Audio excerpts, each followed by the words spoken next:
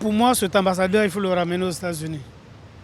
Déjà, je veux dire, tu ne peux pas être dans un pays et ne pas respecter le pays. C'est un abus de pouvoir. On se sent ambassadeur, on ne se sent pas touché comme tout citoyen lambda. Donc après, vous allez aux États-Unis, vous faites une erreur sur le sol américain. 12 ans après, ils vont se rappeler que vous avez fait une erreur. C'est absolument pas normal et la réaction française, là, je l'ai trouvée justifiée. Ça va dans ce sens-là, je pense que ça confirme l'état actuel de la France qui est pas au beau fixe. Donc voilà, je pense qu'il y aurait des choses mieux à faire.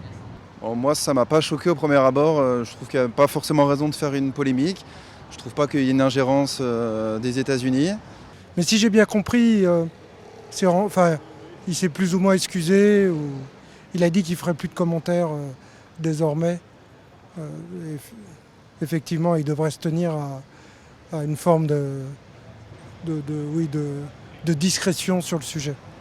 Que ce soit le pôle occidental avec les États-Unis ou de l'autre côté avec la Russie et la Chine, il y aura des ingérences quoi qu'il arrive lors de cette présidentielle.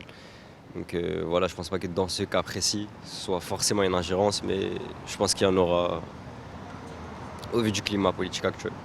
Macron, au plus haut niveau, devrait justement interrompre ce genre de choses en disant bah non, voilà, vous avez commis des erreurs sur le sol français, donc il faut répondre à ces erreurs.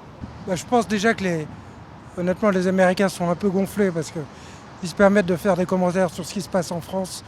Je pense que si nous, en France, on se mettait à commenter ce qui se passe aux États-Unis, avec notamment tous les débordements liés à la politique migratoire de Trump, il serait également pas content. Déjà, moi, j'ai un problème avec le fait qu'il ait attrapé un président d'un autre pays.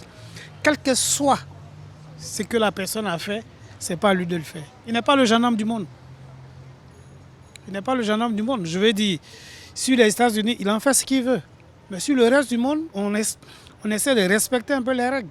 Après avoir trouvé ses alliés, il aura une influence mondiale plus importante. Ce qu'il cherche aujourd'hui à faire, c'est détrôner la Russie et la Chine. Et c'est en conquérant l'Europe qu'il va réussir. Mais après, je ne pense pas qu'il réussira. La France, il faut le dire que ça reste quand même une puissance économique européenne, quoi. Ça, on ne touche pas.